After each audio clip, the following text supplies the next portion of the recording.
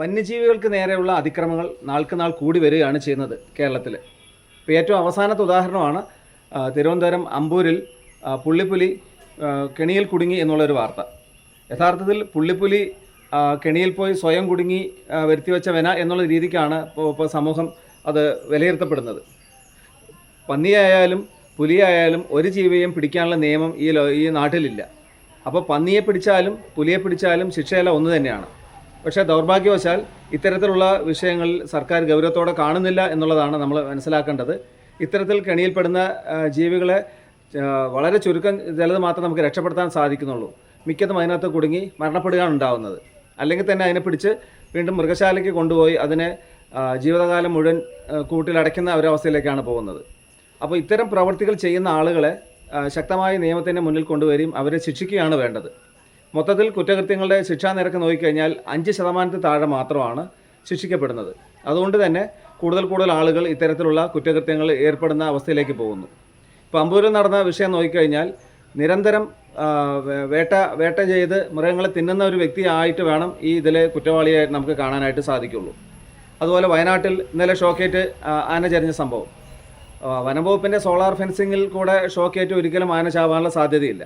പക്ഷേ അങ്ങനെ ചരിഞ്ഞ് കിടക്കുന്നുണ്ടെങ്കിൽ മറ്റാരെങ്കിലും ഇതിനകത്ത് ബോധപൂർവം ശരിയായിട്ടുള്ള വൈദ്യുതി പ്രവാഹം അതിനകത്ത് കടത്തിവിട്ടുണ്ടാകാനുള്ള എല്ലാ സാധ്യതകളുണ്ട്. അതിലും ശക്തമായിട്ടുള്ള ഒരു പ്രതിഷേധം നമ്മൾ അറിയിക്കുകയാണ്. വനംവകുപ്പ് ഇതിൽ കൃത്യമായിട്ടുള്ള ഒരു അന്വേഷണം നടത്തണം എന്നുള്ള ഒരു ആവശ്യം വയ്ക്കുന്നു.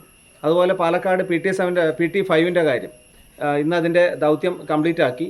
അപ്പോൾ ഇതിൽ നിന്ന് മനസ്സിലായ കാര്യം അതിൻ്റെ കണ്ണിന് ഗുരുതരമായ മുറിവ് പറ്റിയിട്ടുണ്ട് എന്നുള്ളതാണ്. കണ്ണിന് ഗുരുതരമായ മുറിവ് പറ്റണമെങ്കിൽ തീർച്ചയായിട്ടും വെടിയുണ്ടകളോ അതുപോലെ മറ്റെന്തെങ്കിലും അതിൻ്റെ കണ്ണിൽ തറച്ചിട്ടുണ്ടെങ്കിൽ മാത്രമേ ഇങ്ങനെ ഉണ്ടാവാനുള്ള സാധ്യതയുള്ളൂ. നാച്ചുറലായിട്ട് ഇങ്ങനെ ഉണ്ടാവാനുള്ള സാധ്യത വളരെ കുറവാണ്. അതുപോലെ ശരീരത്തിലും വെടിയുണ്ടകളുടെ പാടും മറ്റ് മുറിവുകളെല്ലാം യഥേഷ്ടം ഉണ്ട് എന്നുള്ളതാണ് മനസ്സിലാക്കാനായിട്ട് സാധിക്കുന്നത്. അതായത് ഈ ആന നാട്ടിലേക്ക് ഇറങ്ങി വരുന്ന സമയത്ത് ഒട്ടനവധി ആളുകൾ ഇതിനെതിരെ ശക്തമായിട്ട് പ്രതിരോധം തീർത്തിട്ടുണ്ട്. അതായത് വെടിയുണ്ടകളും അതുപോലെ മറ്റ് കല്ലുകൾ ഉപയോഗിച്ചുകൊണ്ട് ഈ ആനയെ ഉപദ്രവിച്ചിട്ടുണ്ട് എന്നുള്ളത് തന്നെയാണ് ഇതിൽ നിന്ന് മനസ്സിലാക്കാനുള്ളത്. അപ്പോൾ ഇത്തരം പ്രവർത്തികൾ ചെയ്യുന്ന ആളുകളെ അതിൽ നിയമപരമായിട്ട് നേരിടുന്നതിന് പകരം സർക്കാർ അവർ പറയുന്ന രീതിക്ക് ആനയെ പിടികൂടി കാട്ടുകളിലേക്ക് കൊണ്ടുപോകുക എന്നുള്ള ഉൾക്കാട്ടിലേക്ക് കൊണ്ടുപോകുക, ആനയുടെ മറ്റ് ആവാസ വ്യവസ്ഥയിലേക്ക് കൊണ്ടുപോകുക എന്നുള്ള നിലയ്ക്കാണ് നിലപാടുകൾ സ്വീകരിക്കുന്നത്. അതൊട്ടും ഒരു ഭൂഷണമായിട്ടുള്ളൊരു കാര്യമല്ല. ഇപ്പോൾ മുണ്ടൂരിൽ ഇന്നലെ ഒരു വീട്ടിലേക്ക് ആന കയറി വന്ന് കുത്തുന്ന ഒരു സാഹചര്യം ഉണ്ടായി. അപ്പോൾ ആളുകൾക്ക് അപകടമൊന്നും പറ്റിയില്ലെങ്കിലും ആ വീട് തേടി ആന ആക്രമിക്കാൻ വന്നിട്ടുണ്ടെങ്കിൽ ഉറപ്പായിട്ടും ആ ആനയ്ക്ക് ഏറ്റവും മോശമായ അനുഭവം ആ വീട്ടിൽ നിന്ന് ഉണ്ടായിട്ടുണ്ട് എന്ന് തന്നെയാണ് നമ്മൾ മനസ്സിലാക്കേണ്ടത്. അതായത് ഒരിക്കലും ഒരാന ഏതെങ്കിലും ഒരു വ്യക്തിയെ മനഃപൂർവ്വം കുത്താനായിട്ട് പോവില്ല. ഇനി അഥവാ പോകുന്നുണ്ടെങ്കിൽ ഉറപ്പായിട്ടും അതിന് ഏറ്റവും കൂടുതൽ ദുരനുഭവം ആ വ്യക്തിയിൽ നിന്നോ ആ വീട്ടിൽ നിന്നോ ഏതെങ്കിലും സാഹചര്യത്തിൽ നിന്നോ ഉണ്ടായിട്ടുണ്ടാവും. അതുകൊണ്ടാണ് ഇന്ന വ്യക്തിയെ ടാർഗറ്റ് ചെയ്തുകൊണ്ട് അല്ലെങ്കിൽ ഒരു പ്രദേശത്തെ ടാർഗറ്റ് ചെയ്തുകൊണ്ട് ആനകൾ ആക്രമിക്കുന്നത്. അതിനെ നമ്മൾ മറ്റൊരു രീതിക്ക് വ്യാഖ്യാനിച്ചുകൊണ്ടാണെന്ന് പത്രങ്ങളും മാധ്യമങ്ങളെല്ലാം തന്നെ അതിനെ വ്യാഖ്യാനിക്കുന്നത്. അത്തരത്തിലുള്ള വ്യാഖ്യാനം തീർത്തും തെറ്റായിട്ടുള്ള ഒരു കാര്യമാണ്. ഏകപക്ഷീയമായി ജനങ്ങൾ പറയുന്നത് മാത്രമാണ് വലിയ കാര്യം, മനുഷ്യജീവന് മാത്രമാണ് ഏറ്റവും വലിയ വില എന്ന് പറയുന്ന രീതിക്കാണ് ഇന്ന് നമ്മുടെ സമൂഹം ഈ വിഷയത്തെ കാണുന്നത്.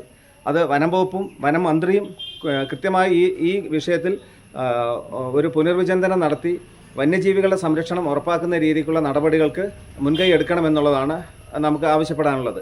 അതിനായി വളരെ നല്ല രീതിക്ക് ജനപങ്കാളിത്തത്തോടുകൂടി നടപ്പിലാക്കാൻ സാധിക്കുന്ന വനസംരക്ഷണ സമിതികളെയും ഈ ഈക്കോ ഡെവലപ്മെൻറ്റ് കമ്മിറ്റികളെയും ശക്തിപ്പെടുത്തി ജനങ്ങളുടെ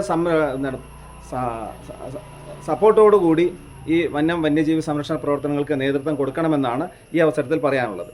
അതോടൊപ്പം ജനങ്ങളെ വന സംരക്ഷണത്തിൽ പങ്കാളികളാകുന്നതോടൊപ്പം അവരുടെ ജീവിത നിലവാരത്തിൽ ഉയർച്ച വരാൻ ആവശ്യമായ നിരവധി പദ്ധതികളും ഇതിലൂടെ ആസൂത്രണം ചെയ്യാനായിട്ട് സാധിക്കും. അതിന് മൈക്രോ പ്ലാനുകൾ തയ്യാറാക്കി കാലാനുസൃതമായ മാറ്റങ്ങൾ ഉൾപ്പെടുത്തിക്കൊണ്ട് ജനങ്ങളെ വനവുമായിട്ട് കൂടുതൽ കൂടുതൽ യോജിപ്പിച്ച് കൊണ്ടുപോകുന്ന രീതിക്കുള്ള പ്രവർത്തനം ചെയ്യുകയാണെങ്കിൽ ഒരു സമൂഹം തന്നെ വന്യജീവികളെ സംരക്ഷിക്കുന്ന തലത്തിലേക്ക് ഉയർത്താനായിട്ട് സാധിക്കും. നമ്മുടെ ഭരണഘടന അനുശാസിക്കുന്ന ആർട്ടിക്കിൾ 51A അതുപോലെ 48 എന്നുള്ള ഭാഗങ്ങൾ ശ്രദ്ധിച്ചു കഴിഞ്ഞാൽ ഓരോ സർക്കാരിൻ്റെയും ഓരോ വ്യക്തിയുടെയും കടമയാണ് വന്യജീവികളെ സംരക്ഷിക്കുക എന്നുള്ളത്. ആ ഒരു തരത്തിലുള്ള ഒരു ബോധവൽക്കരണം പൊതുജനങ്ങൾക്കും കൂടെ വനംവകുപ്പ് കൊടുക്കേണ്ട ആവശ്യമുണ്ട്. പ്രത്യേകിച്ച് വന അതിർത്തിയിൽ ജീവിക്കുന്ന ആളുകൾക്ക് ഇത്തരത്തിലുള്ള ബോധവൽക്കരണ പ്രവർത്തനങ്ങളും അതുപോലെ പ്രകൃതി പഠന ക്യാമ്പുകളും നടത്തണമെന്നുള്ളൊരു ആവശ്യം പലപ്പോഴായിട്ട് നമ്മൾ വനംവകുപ്പിന് സമർപ്പിച്ചിട്ടുണ്ടെങ്കിലും നാളിതുവരെ അത്തരത്തിലുള്ള പ്രവർത്തനങ്ങളൊന്നും നടന്നിട്ടില്ല. അതുകൊണ്ട് നമുക്ക് സംഭവിക്കുന്നത് വനംവകുപ്പിനെതിരെ ജനങ്ങൾ തിരിയുകയും വന്യജീവികൾ ഏറ്റവും കൂടുതൽ ക്രൂശിക്കപ്പെടുകയും ചെയ്യുന്ന ഒരു സാഹചര്യം വരുന്നു. ഭാവിയിൽ ഇത് അതിസങ്കീർണമായ മനുഷ്യ വന്യമൃഗ സംഘട്ടനത്തിലേക്ക് വഴിതെളിയിക്കുമെന്നുള്ളതാണ് ഈ അവസരത്തിൽ എനിക്ക് സൂചിപ്പിക്കാനുള്ളത്. അത്തരം സാഹചര്യങ്ങൾ വരാതെ നോക്കേണ്ടത് നമ്മൾ ഓരോരുത്തരുടെയും കടമയാണ് എന്നുള്ളതുകൊണ്ട് തന്നെ നമ്മൾ ഓരോരുത്തരും ഒത്തൊരുമിച്ച് പ്രവർത്തിക്കണം.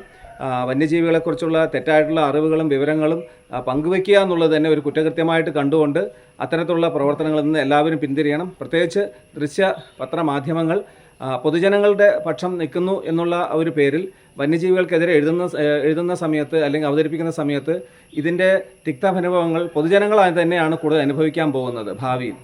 അപ്പം വന്യജീവികളെ അവരുടെ ആവാസ വ്യവസ്ഥയിൽ നിലനിൽക്കാൻ വേണ്ട സാഹചര്യം കൂടെ ഒരുക്കത്തക്ക രീതിയിൽ വനംവകുപ്പും കാര്യക്ഷമമായിട്ട് പ്രവർത്തിക്കണം. ഇനി മനുഷ്യനും വന്യജീവികളും ഒരുമിച്ച് ജീവിച്ചൊരു സാഹചര്യവും ചരിത്രവുമാണ് നമ്മുടെ മുന്നിൽ ഉള്ളത് എപ്പോഴും. അതുകൊണ്ട് തന്നെ ഈ കോ എക്സിസ്റ്റൻസ് എന്ന് പറയുന്ന ഒരു തലത്തിലേക്ക് നമ്മുടെ സമൂഹം എത്തിച്ചേർന്നില്ലെങ്കിൽ വിദൂര ഭാവിയിൽ നമ്മുടെ സമൂഹം വന്യജീവികളും ആയിട്ടുള്ള ഒരു സംഘർഷത്തിൽ എത്തി ഒട്ടനവധി മനുഷ്യജീവനുകളും അതുപോലെ വന്യജീവികളും നഷ്ടപ്പെടുന്ന ഒരു സാഹചര്യം ഉണ്ടാവും. അത്തരത്തിലൊരു സാഹചര്യം വരാതിരിക്കാൻ വേണ്ടി നമ്മൾ ഒരുമിച്ച് പ്രവർത്തിക്കണം. അതിനു വേണ്ടിയിട്ടുള്ള എല്ലാ സാഹചര്യങ്ങളും നമ്മൾ ഓരോരുത്തരും എടുക്കണം എന്നുള്ളതാണ് ഈ അവസരത്തിൽ പറയാനുള്ളത്.